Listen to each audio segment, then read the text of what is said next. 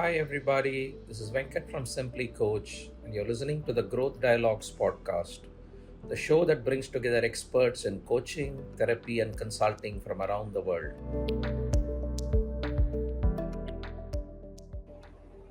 Hello, everybody, and welcome to this episode of Growth Dialogues. Very pleased to introduce Jaya Bhateja on this call, very renowned coach, MCC coach, and we have known each other for a long time. Welcome, Jaya, to the show. Thanks for joining. Thank you for this opportunity, Venkat. Thank you. So I'm going to start off where perhaps it all started for you in coaching, Jaya. We know that you had a successful career in the corporate world and then you made a switch to coaching. Can you give us some insight as to how that happened? What was your trigger point for that? So, yeah, my journey is a very emotional journey and a very personally triggered journey. 2010 around, I was at crossroads in multiple areas of my life, and career being one.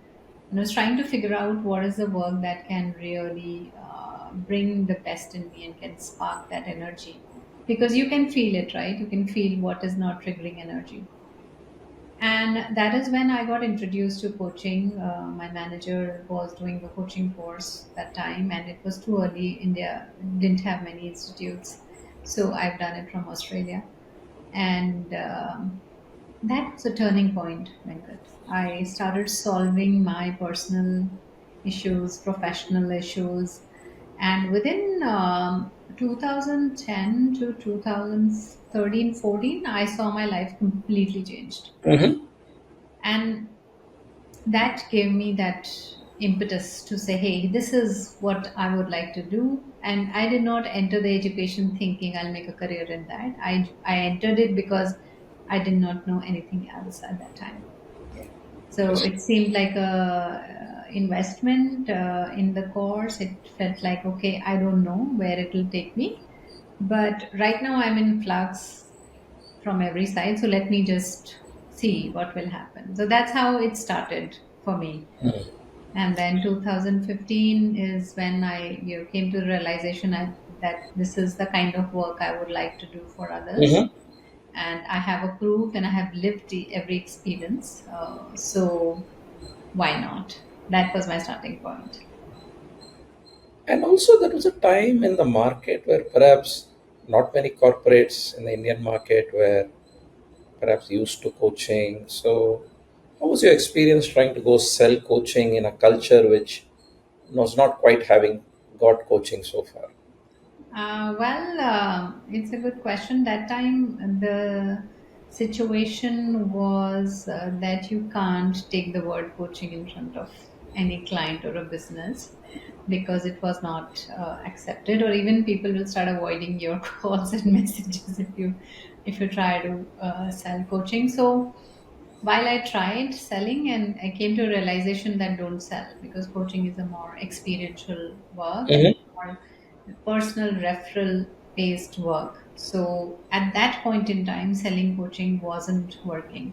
It was coming across that you are someone who chosen a different path and now you're trying to push yourself through, and because you don't have work, you're desperate. That kind of reactions used to come in, and very silently. Nobody will say these things, but you can get it by not getting responses to a lot of things. So that was the situation. So I came to a conclusion one day saying, I'm not going to sell it. I stopped selling coaching then. Yeah, and also I think it resonates. Some one of our coaches told us that coaching isn't sold, but it is bought. Hmm. So you have to be standing there, showing your expertise and what you would. So the question that comes from that, in that sort of a situation where coaching is unfamiliar, how did you actually build that trust with your first few clients? How did that happen? Yeah. And again, the analogy that comes to my mind for this particular journey is that let's say your child is not performing well in the school. Hmm. They're failing, but you don't give up as mother. Hmm. You keep trying, hoping, and maybe you don't have any evidence for hope, but you are not giving up. Hmm. And that's what exactly happened, that you keep trying. Several PPTs I created, several pitches I created, and I was also learning how to pitch, how to talk, how to, what is the nerve, what is required in the organization. So multiple efforts, it says like you send the arrow, 100 arrows, something will come back. So like that, some work started coming in, and a very biggest realization around 2019, not 19, 2017, was that okay, it seems that right now the market is not ready. I had reached that conclusion after failing a lot, because initially you start with doubting yourself. And then when there was enough of doubting, I said, hello, it cannot be that bad. I'm not that bad, or I have done so much of work on this. So that means that there is something which is externally also playing. And that's when I learned the role of systemic approaches, right? If the market is not ready, even if you're selling diamond, nobody's taking it, Mm. right? So I came to that realization, and then I started changing my trajectory a bit and say, okay, let's do what people are ready for. So that time there were a lot of people who were getting ready for coaching, getting certified, and mentoring was an area which was separately available as an offering. I did not have a course at that time, and I was very good at mentoring. I'm still good at that. So I started leveraging that. I said, okay, I'm going to help coaches to find their, reach their credentials. At least this much is in my control right now. At least that way I'll stay in practice. That way I will stay in the industry, and then keep trying the organizations as well. So that is how I changed my trajectory. And 2019, I started doing coach training. When pandemic hit, there was a lot of time to create content and send it to ICF and get approval. And again, another trajectory started. So from that, those steps, I started creating a brand in the market, and that started giving me corporate work. So the route was not straight at all. Yeah, so for me, it's a great pivot, right? When you were in the industry, you pivoted to doing coaching, did that for maybe 5, 7 years, and then you're also sort of creating the next generation of coaches as well. Yeah. So for when these individuals come to you and say, "Hey Jaya, I want to become a coach," what do you tell them? What do you ask them, and what do you tell them? My first question is why? Why Why? do you want to become a coach? Hmm. It's because it's become a trendy word. Also, with so much of burnout in the environment, Hmm. I'm noticing that a lot of people are thinking that this is an easy career. A lot of people who are experienced think that it's a natural progression for them. It's only when they go through the education they learn that it's not as natural, because they have to really unlearn a lot of stuff. So I ask people, what's your motivation? Why do you want to learn? Where do you want to go with this? What's your background? What makes you think that, this can be a place? All that. So then, based on what context they come from, I guide them accordingly. And one of the things that happens is I've seen with newly certified coaches, whatever place methodology, got a set methodology, got a lot. And then when they hit the real world, they say they find that the methodology doesn't solve for 100%. They need to adapt and do, it's not a purist thing. Hmm. So, can you give us some color? How does that work for you and for the coaches whom you have certified? How much does the methodology, is it a guideline or is it a strict line to follow? How does that perhaps morph in a client environment? It's a very good question, because I think I found my answers by hit and trial. That what so coaching was originated in Europe and US, right? The basis of coaching was therapy. The origin of coaching was therapy and consulting. And so culture plays a big role, right? If it was born Mhm. in Europe and US, their culture has influenced the methodology to a great extent. Now come to India, completely different market. We are highly analytical in nature. We look for solutions before method. We want jugaad is our philosophy. So again, very different cultural approach to. So we do not believe in proactive behavior solving. correct? But what West teaches us is proactive. Their culture, children have been asked a lot of questions and developed independent thinking right from the childhood. Their lifestyles actually ask children to find for themselves, think for themselves, do for themselves way early in their lives. But India culture is completely opposite to that.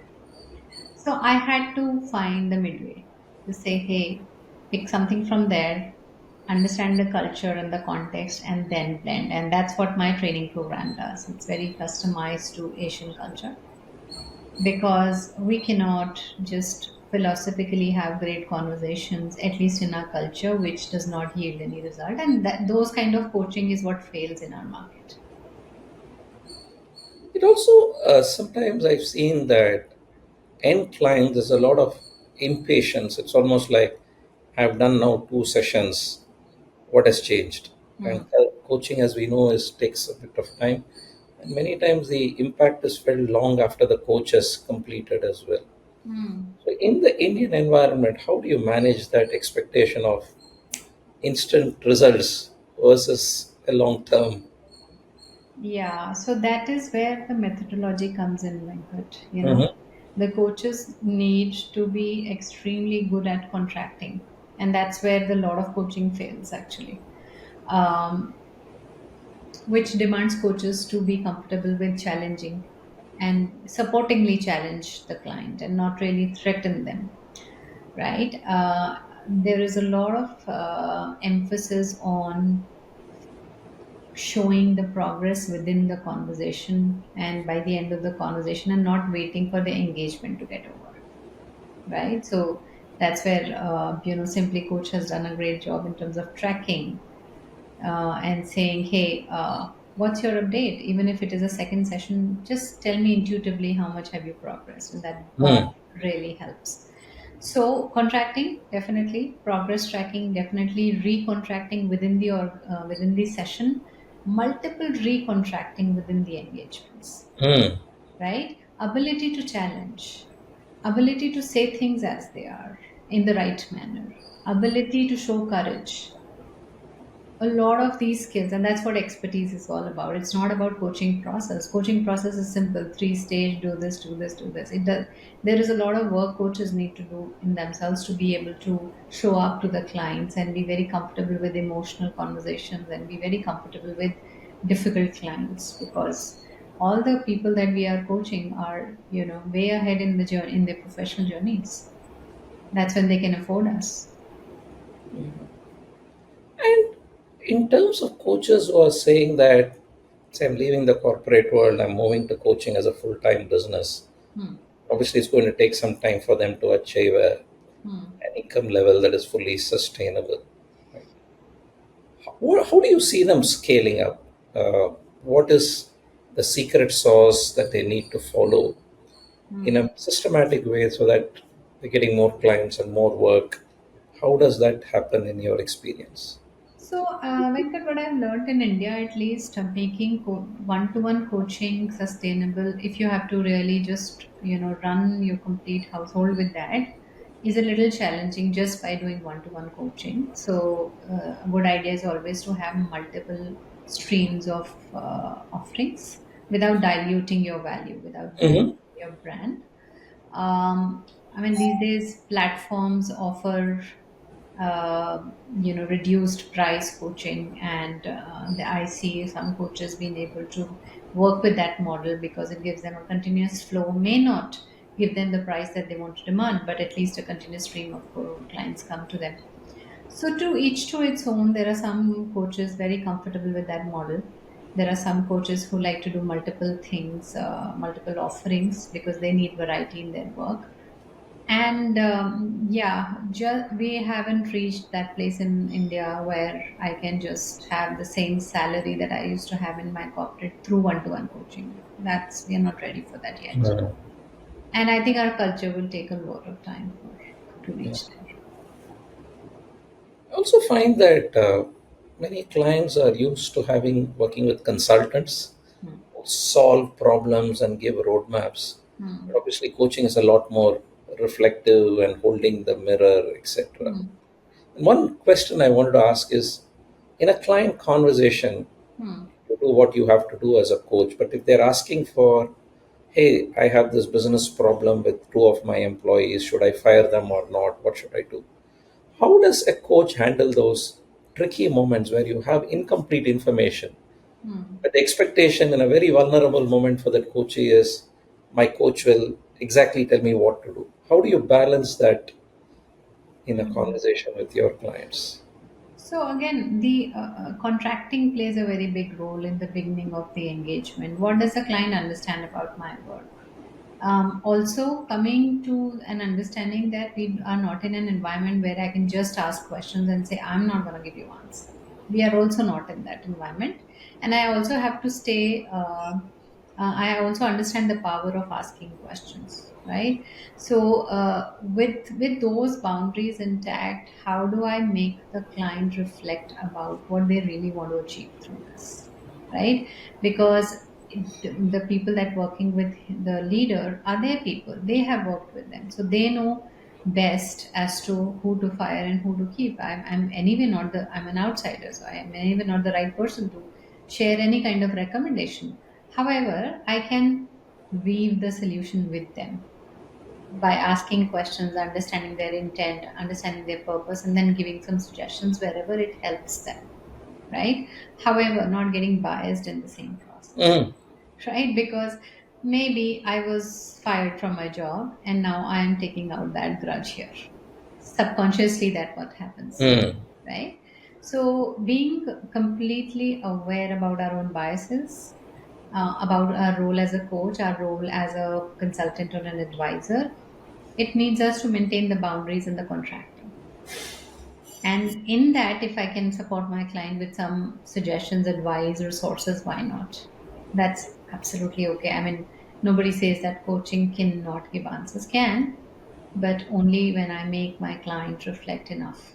mm. And they hit a point where they just need some nudge, right? Rather than cooking the whole meal for them, can I make them think that just imagine the taste of the food you want to have and then allow them to discover, because the outcome would be much more customized for them then. It's a great analogy. I think a lot of our listeners will relate to that. A couple of last areas I wanted to cover with you is, we see this increase in AI coaching. Hmm. So there's a world which says, forget AI can never be used in coaching. Hmm. There's a world which now says that a ChatGPT can coach you or some other AI coach can coach you 100%. Hmm. Where are your thoughts on that spectrum? Well, I'm in the middle, because I don't want to close my eyes and say it's not happening, or it'll not work. But I'm also a believer that human intervention is beyond coaching process, right? Mm, We're working with energies, we're working with connection, we are working with listening to the other person, providing the space that they need, and just meeting another human does so much to us, right? So I'm in the middle trying to see the possibilities. I understand that bigger organizations are looking at scale, and then they'll have to have a blend of, one-to-one group coaching, team coaching, AI coaching, all that. I'm sure AI can help us cover a lot of distance in terms of process. However, the key capability of a coach is in the way they interact and they show up to their clients, which also means that mediocrity will not be acceptable in our market. You have to be extremely good at your craft, and this is a craft. And that's when my message to a lot of coaches is that who come with the approach to say, hey, let me finish my ACC, let me recover my money, then I'll go for my PCC, then I'll recover my money, then I'll go for my MCC. The times have changed. PCC has become new ACC, MCC has become new PCC. Your craft, and again, credentials are not the only measures. If you're really committed to this work, then you have to continuously work on your personal brand, on yourself, on your integrity, on your ethics. So many things come with it. So not that one is an MCC is done, curriculum is done. It doesn't work like that, because we are working in a very dynamic environment Human basics are same, but complexities are changing, and it demands a lot of agility and dynamicity from our side. If that answers. My last question is, as a senior practitioner, how do you see the evolving landscape? Uh, is there going to be more coaching or more mentoring? Do you see that happening, or are people going to reflect more by themselves? How do you see this landscape for the next few years? I need answer to that. I don't have answer to that. It is a very interesting times, I'm saying. I don't want to predict anything because I don't have any data to back up to that. We'll have to see. I think a lot of AI wave is a lot of experimentation going on right now. What it does, how much uptake happens, how much success is being derived from that is yet to come.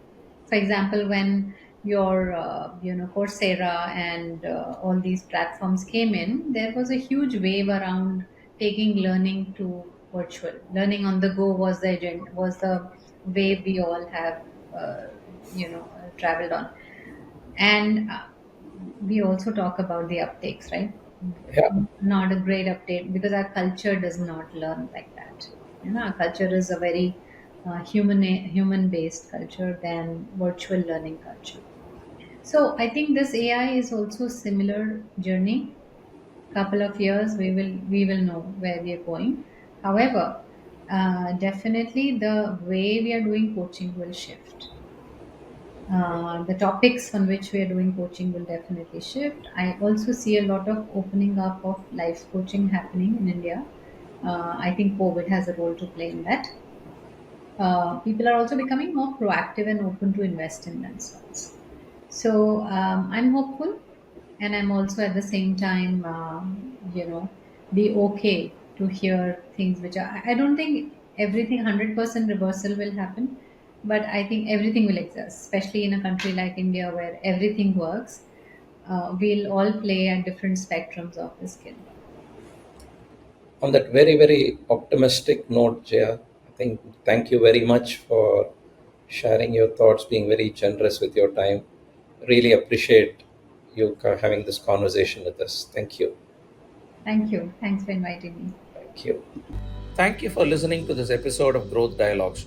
Don't forget to subscribe to us wherever you enjoy your podcast.